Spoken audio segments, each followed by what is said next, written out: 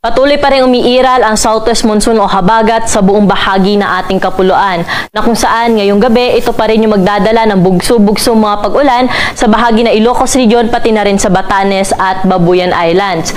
Samantala, dahil nga rin sa habagat dito sa Metro Manila, sa Central Luzon, pati na rin sa Cavite, Batangas, Occidental Mindoro, Palawan, pati na rin po dito sa Negros Island Region, Aklan, Antique, sa may Zamboanga Peninsula, Bangsamoro at sa Sorsogon, inaasahan rin po natin ang maulap na kalangitan ngayong gabi na may kasamang mga kalat-kalat na pag-ulan, mga pagkidlat at pagkulog.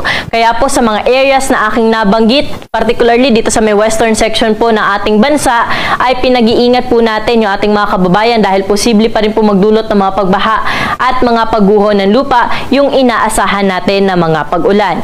Samantala, dito naman po sa nalalabing bahagi ng ating kapuluan o yung nasa eastern section of our country, inaasahan naman po natin ang generally fair weather condition. Ngunit, posible pa rin po yung mga isolated rain showers.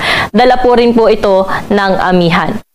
Na kung saan, narito naman po yung update natin sa minomonitor nating low pressure area na kung minonitor po natin ito kaninang alas 8 ng umaga. Ito po ay namataan na sa layong 1,865 kilometers east-northeast po ng extreme northern Luzon. Ang nasabing LPA ay mababa ang tsansa na maging isang bagyo at hindi po natin inaasahan na makakaapekto sa anumang bahagi ng ating bansa. Ngunit meron po tayong imomonitor sa mga susunod na araw dahil dito po sa may bahagi ng Taiwan area ay meron pong posibleng mabuo na isang low pressure area kaya hanggang Biyernes po inaasahan natin na magpapatuloy itong southwest monsoon o habagat na makakaapekto sa malaking bahagi ng ating bansa.